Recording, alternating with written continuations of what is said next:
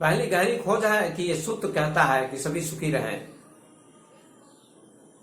सभी निरोग रहें, सभी को अच्छी दृष्टि से देखें, किसी को दुख ना हो। दूसरा महत्वपूर्ण ज्ञान है भारत का, दूसरी महत्वपूर्ण खोज है भारत की कि एकम सद्विप्रा बहुधा वदन्ति। स्वामी विवेकानंद ने लोगों को संबोधित करते हुए कहा कि सत्य एक है, और विद्वान लोग उसकी व्याख्या अनेक प्रकार से करते हैं, उसके नाम अनेक हैं। एकम सद्विप्रा बहुधा वदन्ति, सत्य एक है, ईश्वर एक है, उसके नाम अनेक हैं। अनेक प्रकार से विद्वान लोग उसकी व्याख्या करते हैं, उसकी चर्चा करते हैं।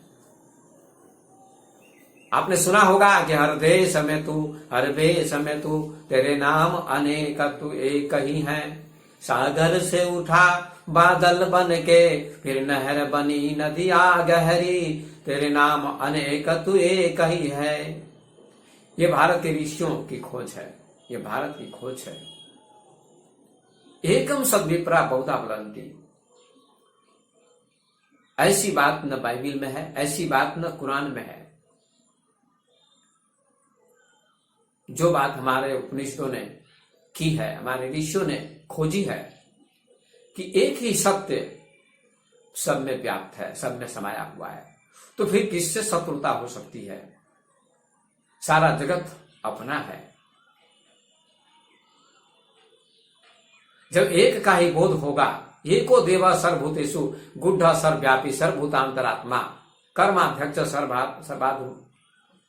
सर्वाधिवासः साक्षी चेता केवलो निर्गुणश्च। एको देवा सर्वभूतेषु गुढ़ सर्वव्यापी एको देवा सर्वभूतेषु गुढ़ सर्वव्यापी सर्वभूतांतरात्मा कर्माध्यक्ष सर्वभूताधिवास साक्षी चेता केवलो निर्गुणश्च। श्वेता सतर उपनिषद कहता है कि एक ही देव, एक ही परमात्मा समस्त प्राणियों के अंदर विराजमान है। वो निर्गुण है, निरंजन है, कर्मों का स्वामी है। एको देवा सर्वभूतेषु गुढ़ सर्वव्यापी सर्वभूतांतरात्मा कर्माध्यक्ष सर्वभूतानिवासः साक्षी चेता केवल निर्गुणश्च। वो चेतन है, साक्षी है और निर्गुण है, ऐसा ऋषियों ने कहा है। तो दूसरी गहरी खोज है ऋषियों की कि एकम सद्विप्रा बहुधा वदन्ति, सत्य एक है, ईश्वर एक है, परमात्मा एक है, और उसकी व्याख्या विद्वान अनेक प्रकार से करते हैं। ये खोज हमारे ऋषियों की है, ये खोज हमारे भारत की है। ऐसी खोज किसी देश ने नहीं की है। यदि इस बात को पूरा संसार समझ ले, सारे देश के लोग समझ लें, तो युद्ध कभी नहीं होगा। हमारा भारत देश किसी पर आक्रमण नहीं करता है, क्योंकि हमारा भारत देश कहता है सब में वही सत्य है, वही ईश्वर है, दूसरा है ही नहीं। तो युद्ध किससे किया जाए? लेकिन कोई जबरदस्ती आक्रमण करता है तो भारत को जवाब देना पड़ता है। लेकिन भारत ने अपनी तरफ से कभी किसी देश पर आक्रमण नहीं किया है। लेकिन अगर कोई आक्रमण करता है तो उसका करारा जवाब भी भारत देता है, क्योंकि दुष्ट को दंड देना भी जरूरी है। जो कल दंड करो नहीं तोरा, तो भ्रष्ट हो ही सुरति मार्ग मोरा। यदि कोई दुष्टता करता है, देश को बर्बाद करना चाहता है, तबाह करना चाहता है, तो उसका जवाब देना पड़ता है, दुष्ट को दंड देना पड़ता है, नहीं तो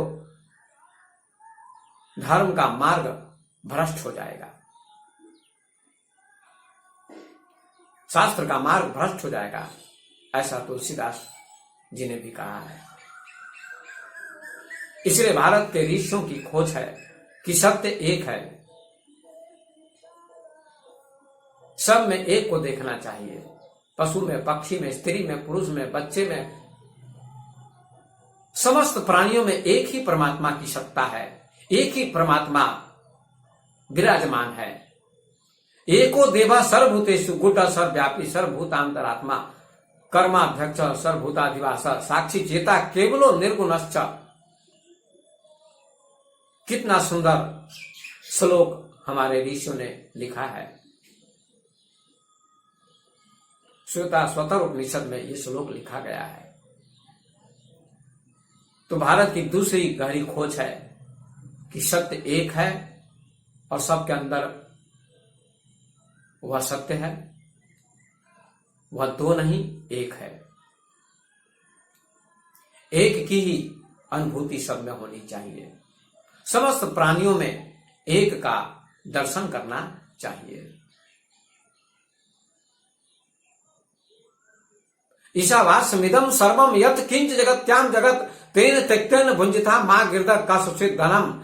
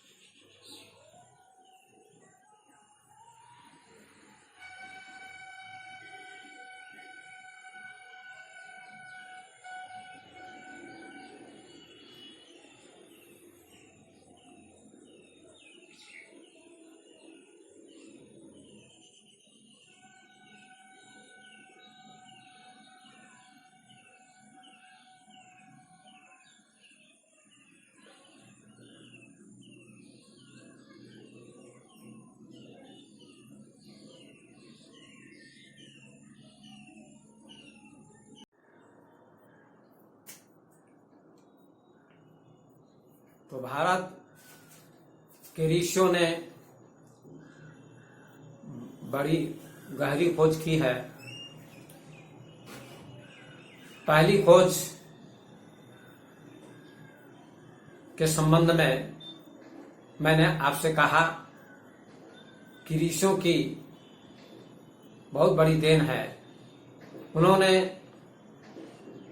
कहा है सर्वे भवन्तु सुखिनः सर्वे सन्तु निरामया सर्वे भद्राणि पश्यन्तु मां कश्चित् दुःख भाग् भवेत्। और दूसरी बात उन्होंने कही है कि एकम सद विप्रा बहुधा वदन्ति, सत्य एक है। समस्त प्राणियों में सत्य एक ही है। ईश्वर की सत्ता सब में समाई हुई है और वह सत्ता एक है। उसकी व्याख्यान एक प्रकार से लोग करते हैं। और तीसरी बात ऋषि कहते हैं अयम निज परो वेति गणना लघु चेतसाम उदार चरिता नाम वसुधैव तो कुटुंबकम। बहुत सुंदर बात ऋषि कहते हैं, बहुत कीमती बात ऋषि कहते हैं, सार्वभौमिक बात ऋषि कहते हैं। सार्वदेशिक, सार्वकालिक और सार्वभौमिक बात ऋषि कहते हैं कि यह अपना है और वह पराया है। ऐसा विचार क्षुद्र बुद्धि वालों का होता है। उदार चरिता नाम वसुधैव तो कुटुम्बकम। उदार पुरुषों के लिए, महापुरुषों के लिए, ऋषियों के लिए, ज्ञानियों के लिए सारा जगत अपना परिवार है। वसुधैव कुटुम्बकम, पृथ्वी ही, वसुधा ही अपना परिवार है। सारी पृथ्वी अपना परिवार के समान होती है। सारी पृथ्वी अपना परिवार होती है। ऐसी घोषणा ऋषियों की है। कितनी सुंदर घोषणा ऋषियों ने की है। यह अपना है, वह दूसरा है, वह पराया है, ऐसा विचार क्षुद्र बुद्धि वालों का होता है। लेकिन सारा जगत, सारी पृथ्वी अपना परिवार है, ऐसा विचार ज्ञानियों का होता है, महापुरुषों का होता है। ये सिद्धांत हमारे भारत के ऋषियों ने दिया। सारे जगत को अपना परिवार माना। जब अपना परिवार माना जाएगा तो किससे युद्ध होगा? सारा जगत अपना परिवार है तो युद्ध कभी नहीं हो सकता है। सारे जगत को अपना परिवार मानने से युद्ध समाप्त हो जाएगा, लड़ाई समाप्त हो जाएगी और पृथ्वी स्वर्ग बन सकती है। ये कितनी सुंदर बात ऋषियों ने की है। स्वामी विवेकानंद ने अमेरिका के शिकागो धर्म सम्मेलन में कहा था कि मैं उस देश का निवासी हूं, मैं गर्व का अनुभव करता हूं कि मैं उस भारत का निवासी हूं जहां अनेक धर्मों के लोग रहते हैं, अनेक धर्मों के लोग निवास करते हैं और परस्पर सब में मैत्री की भावना है। और मैं गर्व के साथ कहना चाहता हूं, मैं उस भारत का निवासी हूं जिस भारत ने रोम से निष्कासित किए गए यहूदियों को शरण दी, ईसाइयों को भी शरण दी, मुसलमानों को भी शरण दी। उस देश का मैं निवासी हूं, मैं गर्व का अनुभव करता हूं, ऐसे भारत को मैं प्रणाम करता हूं। ऐसा स्वामी विवेकानंद ने कहा। सबने तालियों से स्वागत किया, तालियां बजने लगी। तो बंधुओं, भारत ऐसा महान देश है जिस महान देश के ऋषियों ने कहा कि अयम निजः परो वेति गन्ना लघु चित्साम, यह अपना है वह पराया है, ऐसा क्षुद्र बुद्धि वालों का विचार होता है। लेकिन सारा जगत अपना परिवार है, सारी पृथ्वी अपना परिवार है, ऐसी मान्यता, ऐसी घोषणा हमारे भारत के ऋषियों ने की। ऐसी घोषणा अन्य किसी देश ने नहीं की। इसलिए भारत धर्म के क्षेत्र में सिरमौर है, जगत का गुरु है।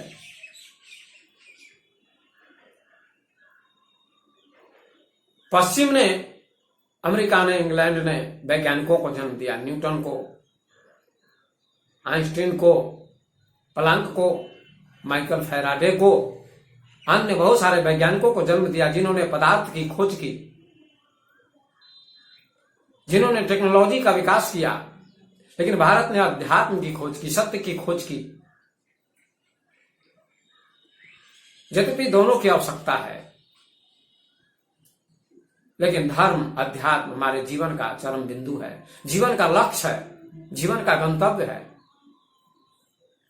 विज्ञान परिधि है, अध्यात्म केंद्र है। विज्ञान पदार्थ है, अध्यात्म परमात्मा है। विज्ञान शरीर है, अध्यात्म आत्मा है। विज्ञान धरती है तो आत्मा आकाश है।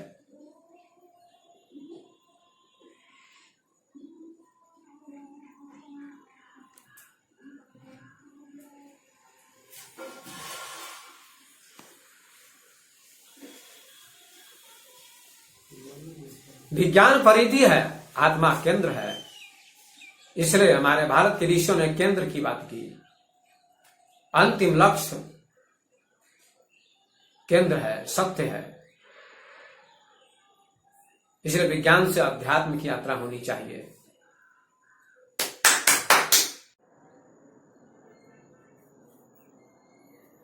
अंतिम बात कहते हुए अपनी वाणी को मैं विराम दूंगा।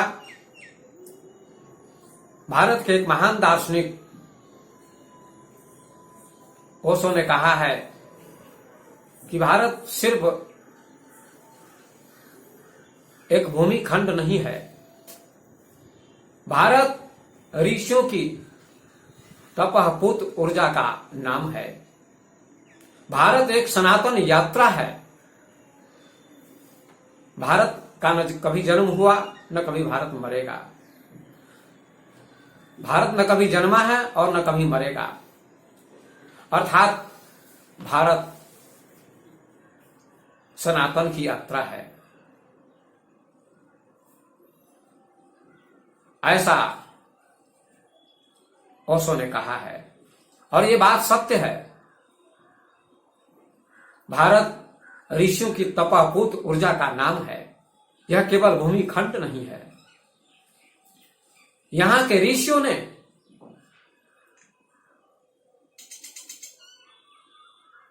अपने ध्यान की ऊर्जा से भारत को सींचा।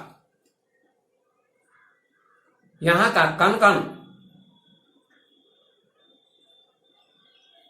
ऋषियों की ऊर्जा से सिंचित है। भारत ने कपिल को, कणाद को, जैमिनी को, बुद्ध को, महावीर को, कृष्ण को जन्म दिया और उन महापुरुषों ने अध्यात्म की ऊंचाई का स्पर्श किया। पश्चिम ने, अमेरिका ने वैज्ञानिकों को जन्म दिया, न्यूटन को, आइंस्टीन को, प्लैंक को। इसलिए मैं कहना चाहता हूं कि भारत की खोज अनूठी है। असत्य से सत्य की यात्रा भारत की यात्रा है। अधर्म से धर्म की यात्रा भारत की यात्रा है। बुराई से अच्छाई की यात्रा भारत की यात्रा है। अंधकार से प्रकाश की यात्रा भारत की यात्रा है। मृण्मय से चिन्मय की यात्रा भारत की यात्रा है।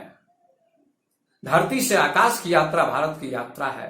देह से आत्मा की यात्रा भारत की यात्रा है। फूल से सुगंध की यात्रा भारत की यात्रा है। यह भारत की खोज है। वैसे भारत की खोज नामक पुस्तक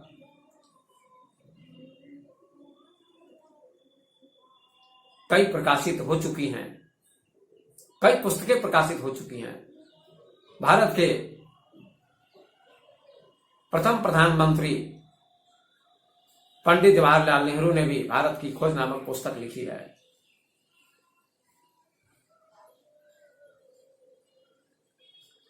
भारत के राष्ट्रपति डॉक्टर राधाकृष्णन ने भी भारतीय दर्शन पुस्तक की रचना की है, जो 2 खंडों में प्रकाशित हुई है, जो महान पुस्तक है। भारतीय दर्शन डॉक्टर राधाकृष्णन की रचना है, जिन्होंने भारतीय दर्शन नामक पुस्तक की रचना की, जिसमें भारत के ऋषियों की, वेदों की, उपनिषदों की, शास्त्रों की गहन व्याख्या की है। 2 खंडों में वह पुस्तक प्रकाशित हुई है।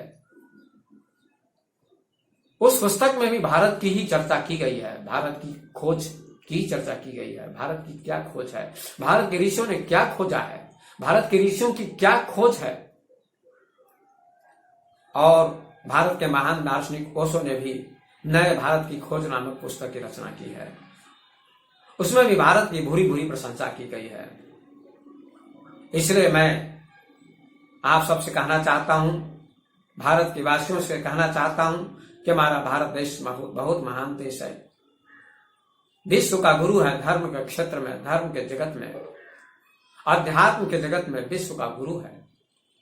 इसलिए भारत की गाथा गाई जाती है। समस्त विश्व के लोग, समस्त विश्व के विद्वान, दार्शनिक, ज्ञानी, योगी, सबने भारत की गाथा गाई है, भारत की महिमा गाई है, भारत के ऋषियों का सम्मान किया है, भारत की खोज का आदर किया है। भारत की खोज बहुत गहरी है।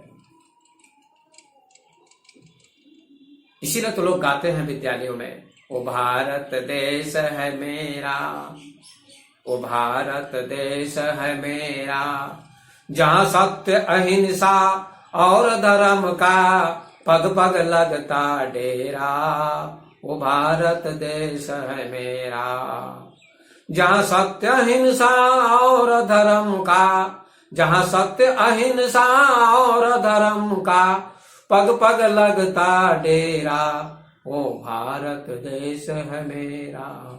जहां डाल डाल पे सोने की, जहां डाल डाल पे सोने की चिड़िया करती है बसेरा, वो भारत देश है मेरा, वो भारत देश है मेरा। ऐसा हमारा भारत देश है। तो अब अपनी वाणी को विराम देने से पूर्व 2 शब्द कहते हुए अपनी वाणी को पूरी करूंगा, अपनी वाणी को विराम दूंगा कि भारत के ऋषियों ने बड़ी गहरी खोज की है। प्रथम श्लोक में उन्होंने कहा, सर्वे भवन्तु सुखिनः, सर्वे सन्तु निरामयाः, सर्वे भद्राणि पश्यन्तु, मा कश्चित् दुःख भाग् भवेत्। सभी सुखी रहें, सभी निरोग रहें, सभी को अच्छी दृष्टि से देखें, किसी को दुख न हो। ये पहली बात है। ये ऋषियों की पहली महान खोज है, ऋषियों का पहला संदेश है विश्व के लिए। और दूसरा संदेश है, दूसरी खोज है। दूसरी खोज के माध्यम से पूरे विश्व को संदेश ऋषियों ने दिया है कि एकम सद विप्रा बहुधा वदन्ति। सत्य एक है, ईश्वर एक है, परमात्मा एक है, ब्रह्म एक है